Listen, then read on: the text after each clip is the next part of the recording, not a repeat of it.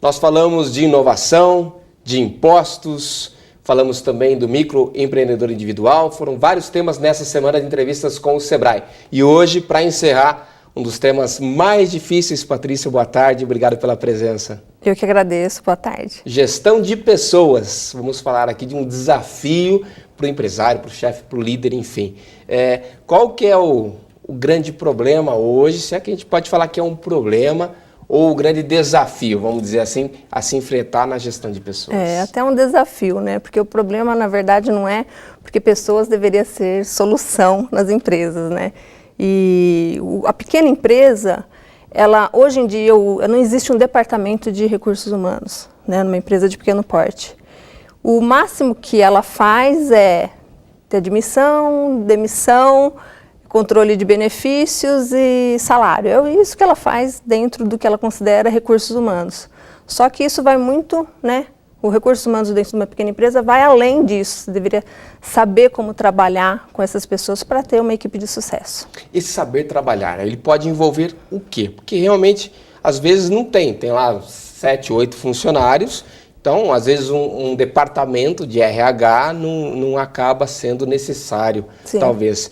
E aí a gente acaba caindo nesse erro, né? Tratar o funcionário único e exclusivamente ali no que diz a lei, na contratação, demissão, enfim. Isso. O que dicas importantes para o pequeno empreendedor para que ele, de repente, consiga ter uma equipe mais eficiente e mais motivada? A grande falha, né, se começa na contratação.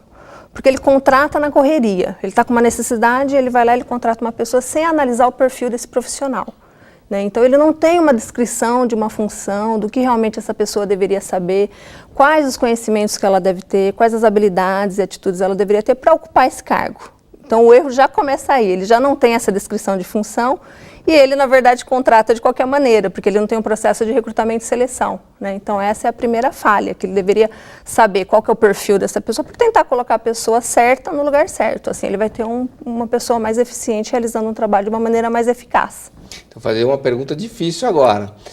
Muitas vezes, essa emergência é porque houve uma demissão, ou a pessoa, né, pediu para sair, a pessoa foi demitida e aquela vaga precisa ser tampada, ocupada urgentemente. Tem como o empreendedor já se preparar, talvez, para uma substituição, trabalhar, fazer entrevistas com frequência, a cada 15 dias, não sei. Qual que seria a melhor ferramenta, de repente, para ele não ser pego de surpresa e ter que contratar, assim, de uma hora para outra, só para suprir uma necessidade? É claro que ele tem que, não só como gestão de pessoas, ele tem que fazer um planejamento em relação a todas as áreas da empresa. Mas, especificamente em relação à gestão de pessoas, vale a pena ele já ter algumas cartas na manga. Se ele já tiver definido um processo de recrutamento e seleção, porque se ele sabe o perfil, ele sabe onde buscar. Né? Então ele vai saber recrutar de maneira correta. Se ele precisa de repente de um auxiliar administrativo, então ele vai numa escola técnica, ele coloca um cartaz numa faculdade, ele já vai saber que tem um pessoal que já vem para trabalhar específico daquilo que ele já identificou com o perfil. Então ele saber onde buscar já é um passo importante, né? Ter a descrição de função já definida.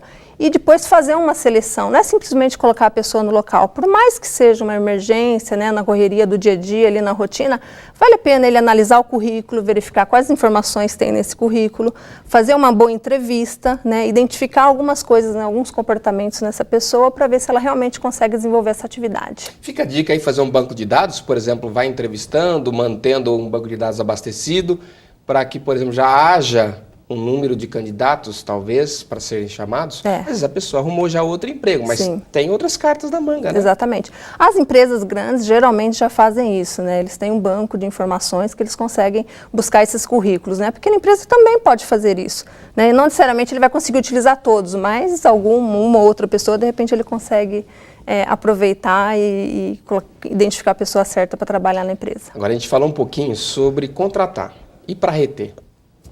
Tá. Então, a partir do momento que eu tenho, né, o perfil definido, eu vou fazer a seleção de maneira correta, de maneira eficaz, eu tenho que integrar essa pessoa na equipe.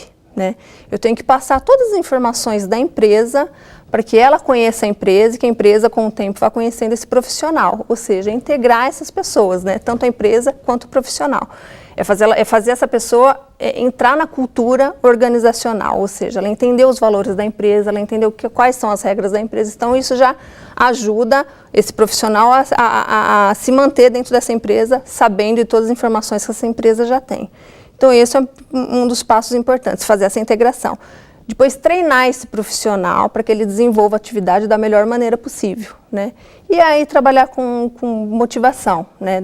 Desenvolver algumas técnicas de motivação para que essa pessoa se mantenha nesse emprego, né? E o próprio ambiente organizacional já vai fazer com que esse profissional queira ficar, né? Se estabelecer nesse ambiente. É importante para o empresário, para o empreendedor, ele ter definido os próprios processos da empresa, porque ele precisa saber o que exigir. De repente a organização dele não é tão boa e ele pede uma coisa, depois ele pede outra, e ele quer resultado em todas que ele pede, né? É aquela correria do dia a dia. É importante determinar o perfil DNA da empresa para falar para o funcionário, olha, é assim que a gente precisa trabalhar? Extremamente importante.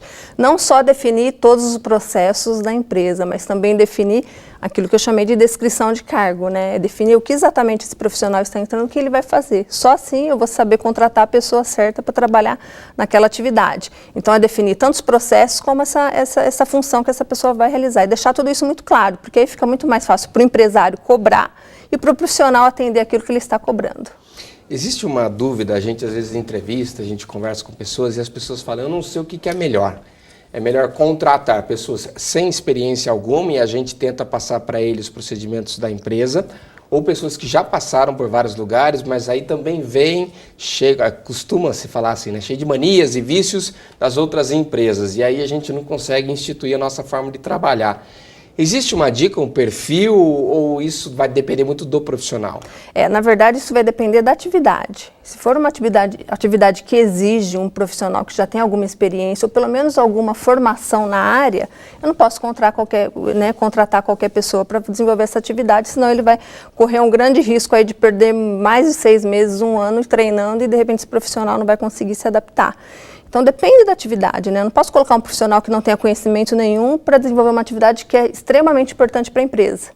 Se for uma atividade que não tem um impacto muito grande no processo do trabalho, pode ser um profissional que não tem experiência e a empresa vai trabalhando e treinando na maneira que ele considerar mais adequada.